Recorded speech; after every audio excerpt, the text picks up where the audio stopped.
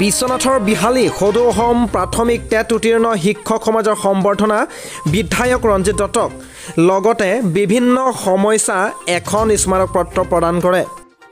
বিহালী সমষ্টিৰ নৈপৰীয়া ৰাইজে যাতে বাৰিষাৰ কালত কোনো বিপদৰ সন্মুখীন নহয় তাৰ বাবে চৰকাৰে বিভিন্ন উন্নয়নশীল পদক্ষেপ হাতত লোৱাৰ সময়তে যোৱাকালি অসম চৰকাৰৰ জলসম্পদ বিভাগৰ মন্ত্ৰী সন্মানীয় পীযুষ হাজৰিকা, তেজপুৰৰ সাংসদ পল্লৱলোচন দাস, বিশ্বনাথ জিলাৰ উপায়ুক্ত আৰু জলসম্পদ বিভাগৰ মুখ্য অভিযন্তা তথা বিভাগীয় বিষয়ববীয়াসকলৰ সৈতে বিহালী সমষ্টিৰ বিধায়ক ৰঞ্জিত দত্তই বিভিন্ন নদীকাষৰীয়া অঞ্চল আৰু মাথাউৰি পৰিদৰ্শন কৰে।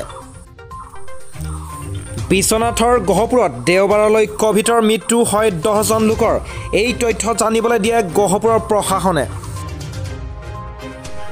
দেশৰ মাননীয় প্ৰধানমন্ত্ৰী মাননীয় শ্ৰী নৰেন্দ্ৰ মোদী ডাঙৰীয়াৰ নেতৃত্বত কেন্দ্ৰীয় চৰকাৰখনে আজি সফলতাৰ 7টা বছৰ সম্পূৰ্ণ কৰিছে। এই শুভক্ষণত সেৱাই সংগঠন মূল মন্ত্ৰক সৰুগত কৰি ৰাইজৰ প্ৰতিখন গাঁৱতে সেৱামূলক কাৰ্যসূচী পালন কৰাৰ অৰ্থে লোৱা সিদ্ধান্তক শিৰোধাৰ্য কৰি এই সেৱামূলক কাৰ্যসূচীৰ অংশস্বৰূপে বিশ্বনাথৰ বিধানসভা সমষ্টিৰ হাকুমথা মণ্ডলৰ চেলাইখাটি পঞ্চায়তৰ বিভিন্ন স্থানত পঞ্চায়তৰ সভাপতি ধৰম সিং ৰংহাঙৰ নেতৃত্বত আঞ্চলিক পঞ্চায়তৰ সদস্য, ৱাৰ্ডৰ সদস্য, যুৱ মৰ্চাৰ সতীৰ্থসকল আৰু বুথৰ সভাপতি আৰু পঞ্চায়তৰ অন্তৰ্গত সকলো পৰ্যায়ৰ কাৰ্যকৰ্তাসকলে মাস্ক, খাদ্য বস্তু আৰু চেনিটাইজাৰ বিতৰণ কৰা কাৰ্যসূচী গ্ৰহণ কৰে।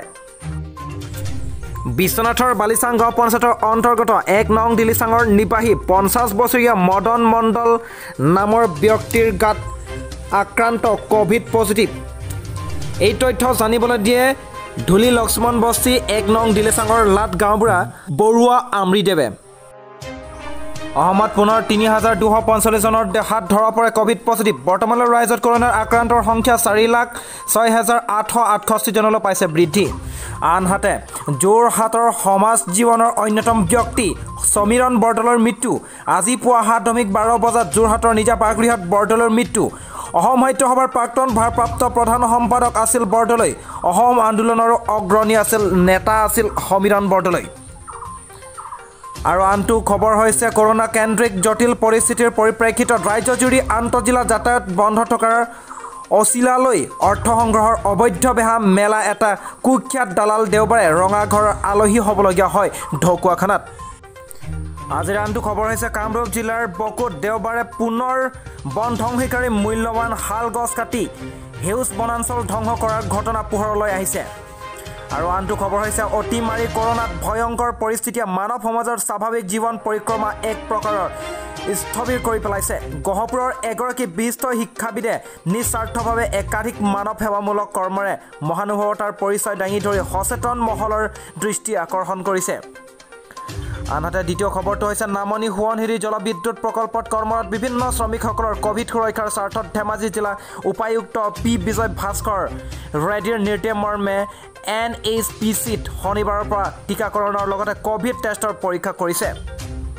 আৰু আনটো গুৰুত্বপূৰ্ণ খবৰ হৈছে অসম আৰক্ষীত ব্যাপক সালসলনি কৰা হৈছে।